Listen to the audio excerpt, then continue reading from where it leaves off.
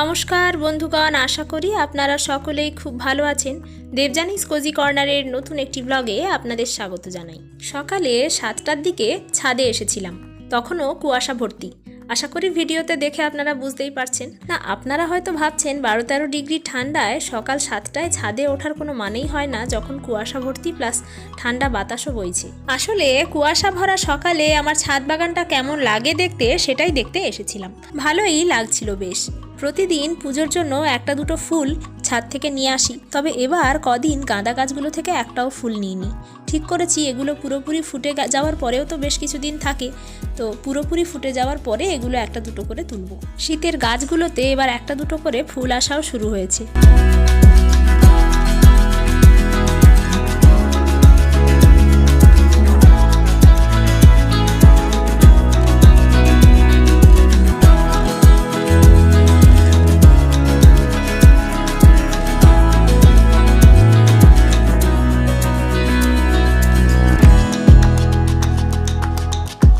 বেলা একটু বাড়ার সঙ্গেই নিচে গিয়ে একটা চা করে নিয়ে চলে এলাম। এখানে যে পিটুনিয়া গাছগুলো লাগানো রয়েছে সেখানেই চাটা নিয়ে বসেছিলাম। হঠাৎ দেখলাম অনেকগুলো ফুল প্রায় শুকিয়েই গেছে। এই শুকিয়ে যাওয়া ফুলগুলোকে তুলে তুলে ফেলে দিতে পারলেই এখান থেকে বীজও হবে, আবার নতুন ডালপালাও গজাবে। তাই বেশ কয়েকটা শুকিয়ে যাওয়া ফুল এখান থেকে তুলে তুলে ফেলে দিলাম, আর অনেকগুলো বীজও কালেক্ট করেছি।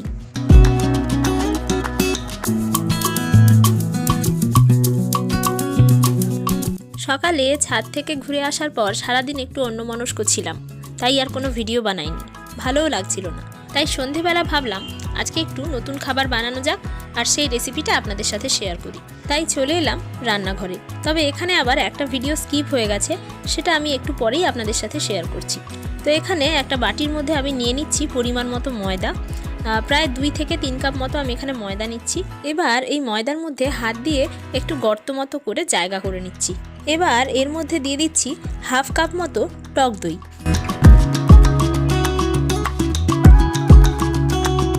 এরপর দিয়ে দিচ্ছি বেশ কিছুটা পরিমাণ সাদা তেল আর পরিমাণ মতো লবণ। লবণটা দেওয়ার পরে এখানে আমি অল্প একটুখানি বেকিং পাউডার ইউজ করছি, আর এরপর এটাকে চামচ দিয়ে একটু নেড়ে চেড়ে নিচ্ছি।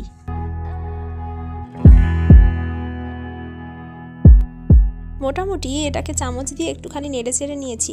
আর এখানে একটা আলাদা বাটির মধ্যে আমি একটু ইস্ট ফার্মেন্ট হওয়ার জন্য রেখেছিলাম, সেটাই ভিডিওটা স্কিপ হয়ে গেছে। তো ইস্টটা আমি 1/2 চামচের থেকেও একটু কম নিয়েছিলাম, আর একটু উষ্ণ গরম জলে চিনি দিয়ে ইস্টটাকে ভিজিয়ে দিয়েছিলাম। তো এখন এটা ভালোভাবে ফেনা হয়ে ফার্মেন্ট হয়ে গেছে। তো এই ইস্ট দেওয়া জলটা আমি এখন এই ময়দাটার মধ্যে মিশিয়ে দিচ্ছি, অল্প অল্প করে মেশাবো। তো প্রথমে আমি একটু চামচ দিয়ে নেড়ে চেড়ে মাখিয়ে নিচ্ছি। চামচ দিয়ে একটু ভালোভাবে মেখে নিয়ে তারপর আমি এটাকে হাত দিয়ে পুরোটা মাখাবো। মোটামুটি একটা নরম ডো বানাতে হবে।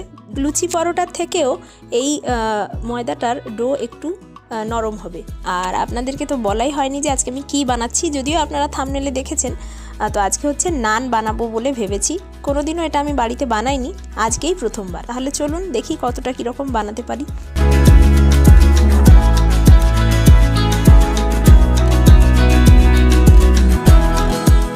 তো মোটামুটি আমি এখানে একটা নরম ডো রেডি করে ফেলেছি, আর একটু সাদা তেল ওপর থেকে ছড়িয়ে রেখে দিলাম।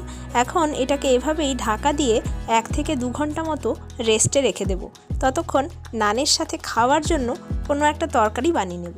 ময়দাটা মেখে রেখে দিয়ে একটু বাইপাসের দিকে চলে গিয়েছিলাম।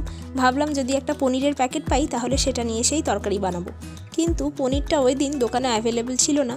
তার জন্য বাড়ি এসে দেখলাম ফ্রিজের মধ্যে একটা বেবি কর্নের প্যাকেট রয়েছে, সঙ্গে কিছুটা সুইট কর্নও আছে। তো সেগুলোকেই কেটে ধুয়ে পরিষ্কার করে এখন হালকা একটুখানি সেদ্ধ করে নিচ্ছি। এটা দিয়েই বানাবো বেবি কর্ন মশালা কারি।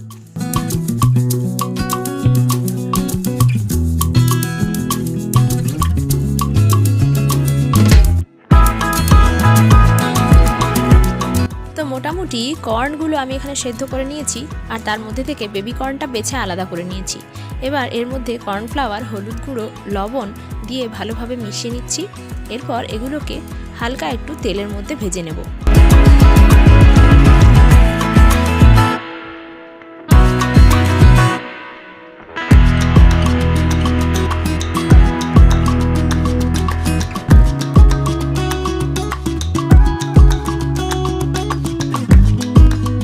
এখন হচ্ছে বেবি কর্নগুলো আমার ভাজা হয়ে গেছে, তো এগুলোকে আমি তুলে নিয়েছি। এরপর কড়াইয়ের মধ্যে 1 থেকে 2 চামচ মতো সাদা তেল গরম করে এর মধ্যে দিয়ে দিচ্ছি গোটা রসুনের কোয়া আর অল্প একটুখানি আদার টুকরো, পেঁয়াজ কুচি। আর এবার এটাকে একটু নেড়ে চেড়ে নিচ্ছি। অল্প একটুখানি নেড়ে চেড়ে নেওয়ার পরে এর মধ্যে দিয়ে দিচ্ছি 1 চামচ মতো জিরে আর গোটা গরম মশলা ফোড়নের জন্য। তো এবার এটাকে ভালোভাবে আবারও নেড়ে চেড়ে নেব। এরপর গোটা শুকনো লঙ্কা 2টো আমি এখানে দিয়ে দিচ্ছি। তো এভাবে নাড়তে নাড়তেই এর মধ্যে কেটে রাখা একটা টমেটোর টুকরোগুলো দিয়ে দিলাম। টমেটো দেওয়ার পরে ওপর থেকে অল্প একটুখানি লবণ ছড়িয়ে নিলাম। এরপর আবারও একটু ভালোভাবে নেড়ে চেড়ে এর মধ্যে দিয়ে দেব 1 কাপ মতো জল।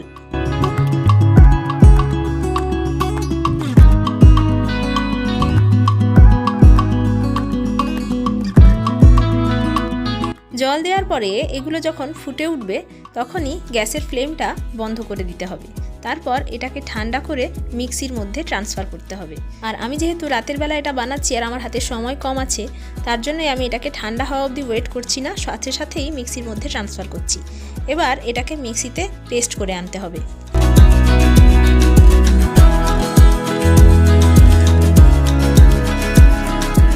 বেশ সুন্দর একটা অরেঞ্জ বা হলুদ কালারের মশলাটা রেডি হয়েছে। আর এরপর আমি তরকারিটা রান্নার জন্য কড়াইয়ের মধ্যে আবারও তেল দিয়ে দিলাম। যে তেলটার মধ্যে আমি কর্নটা ভেজে নিয়েছিলাম সেই তেলই কিছুটা ছিল, সেটাই অ্যাড করলাম। এবার এই তেলটার মধ্যেই আমি রেডি করা মশলাটাও দিয়ে দিলাম। এবার এটাকে একটুখানি নেড়ে চেড়ে নিয়ে এর মধ্যে 1 মুঠো ডুমো ডুমো করে কাটা ক্যাপসিকাম আর 1 মুঠো মটরশুঁটি দিয়ে এটাকে ভালো করে একটু নেড়ে চেড়ে নিচ্ছি। এরপর এটাকে একটুখানি ঢাকা দিয়ে দেবো যাতে ক্যাপসিকাম আর মটরশুঁটিটা একটু সেদ্ধ হয়ে আসে। 1 থেকে 1.5 মিনিট মতো আমি এটাকে ঢাকা দিয়ে রান্না করেছি। এরপর 2 থেকে 3 চামচ মতো এখানে টক দই দিলাম। টক দইটা আমি ফেটিয়ে নিয়েছিলাম। এরপর এই মশলাটাকে ভালোভাবে টক দইয়ের সাথে মিশিয়ে নিতে নিতে কষাতে হবে। এরপর আমি এর মধ্যে হলুদ গুঁড়ো দিয়ে দিলাম। ব্যাস, লঙ্কা গুঁড়োটা আমি আজকে ইউজ করছি না, কারণ কি মশলাটা তৈরি করার সময় গোটা শুকনো লঙ্কা ব্যবহার করেছিলাম আর সেটা পেস্ট করে দিয়েছি। আর এখন দিচ্ছি কিচেন কিং গুঁড়ো মশলা। এবার এটাকে ভালোভাবে নেড়ে চেড়ে কষিয়ে নিতে হবে। ব্যাস, এরপর এই মশলার কষাতে কষাতেই এর মধ্যে ধনেপাতা কুচিটা দিয়ে দিলাম। এরপর একটুখানি ঢাকা দিয়ে দিচ্ছি যাতে মশলা থেকে একটুখানি তেল ছেড়ে আসে। মশলা থেকে একটুখানি তেল ছেড়ে আসলে যে বেবি কর্ন ভেজে রেখেছিলাম আর তার সঙ্গে যে সুইট কর্নটা সেদ্ধ করে রেখেছিলাম সেটা পুরোটাই অ্যাড করে দিলাম। এবার এটাকে একটু নেড়ে চেড়ে কষিয়ে নিতে হবে। ব্যাস, এবার 3-4 মিনিট মতো ঢাকা দিয়ে লো ফ্লেমে রান্না করতে হবে। এরপর ঢাকা খুলে রোস্টেড কাস্তুরি মেথি একটুখানি ছড়িয়ে নিতে হবে। আপনারা চাইলে এটাকে এভাবেই শুকনো শুকনো রেখেও খেতে পারেন, অথবা যদি গ্রেভি মনে হয় তাহলে একটু জল দিয়ে ফুটিয়ে নিলে গ্রেভিটা তৈরি হয়ে যাবে। তো আমি এখানে লবণ অ্যাড করে দিচ্ছি। আর আমরা যেহেতু এটা নান পরোটা দিয়ে খাবো তার জন্য আমি এখানে একটু জলও দিচ্ছি 1 কাপ মতো, যেটাতে ফুটে উঠলে একটু গ্রেভি মতো হয়ে যাবে আর সেটা আমরা নান দিয়ে খেতে পারবো। তো জলটা দেওয়ার পরে আমি এখানে 3-4 মিনিট মতো ফুটিয়ে নেব, তারপরেই রেডি হয়ে যাবে আমাদের বেবি কর্ন মশলা কারি। ব্যাস, চলুন তাহলে আমাদের বেবি কর্নের মশলা কারি কিন্তু কমপ্লিট। এবার হচ্ছে যে ময়দাটা মেখে রেখেছিলাম সেটাকে আবারও ঢাকা খুলে দিয়ে ভালোভাবে মেখে নিয়েছি আর লেচিগুলো কেটে নিয়েছি। এবার কিন্তু নানগুলো বেলে নেওয়ার পালা। তো নান পরোটাটা বেলে নেওয়ার জন্য আমি এখানে লেচিগুলো যে কেটেছিলাম সেগুলোকে একটু হাতে ভালো করে গড়ে নিচ্ছি।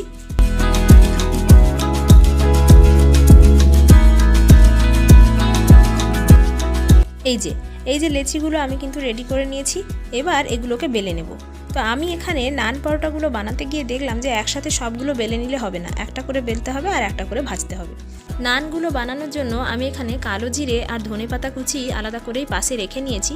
আর একটা জায়গায় অল্প একটুখানি রসুনের কুচিও রেখেছি, তার কারণ আমি 2-1টা গার্লিক নান বানিয়েও দেখতে চাই যে কেমন হয়। তো নানগুলো বেলে নেওয়ার জন্য আমি প্রথমে চাকতির ওপর থেকে অল্প একটু আটা ছড়িয়ে নিয়েছি আর আটার ওপরে লেচিটা রেখে লেচির ওপরে অল্প একটুখানি কালো জিরে, ধনেপাতা কুচি আর ওপর থেকে একটুখানি আটার গুঁড়ো দিয়ে এবার নানগুলোকে বেলে নিচ্ছি। আর সাধারণত এর সাইজটা হয় ডিম্বাকার লম্বাটে টাইপের, তবে আমি আর সাইজের দিকে মন দিইনি, যেহেতু প্রথমবার বানাচ্ছি তাই আর সাইজটার দিকে আমি এত খেয়াল দিইনি। এমনি নর্মালি রুটির মতো এই গোল করে বানিয়েছিলাম। তো এভাবে বেলতে বেলতে দেখুন একটা নান আমি অলরেডি বেলা কমপ্লিট করে ফেলেছি। আর এই যে দেখুন এইভাবেই দেখতে হয়েছে। এখন এর উল্টো সাইডটায় অল্প একটুখানি জল দিয়ে ভিজিয়ে নেব আর ভেজা সাইডটাকে তাওয়ার উপরে দিয়ে এইভাবে নানটাকে ভাজতে দেব। এবার এই অবস্থায় গ্যাসের ফ্লেমটাকে লো রেখে সাইড থেকে অল্প একটুখানি জলের ফোঁটা দিয়ে এটাকে আমি ঢাকা দিয়ে রান্না করব লো ফ্লেমে।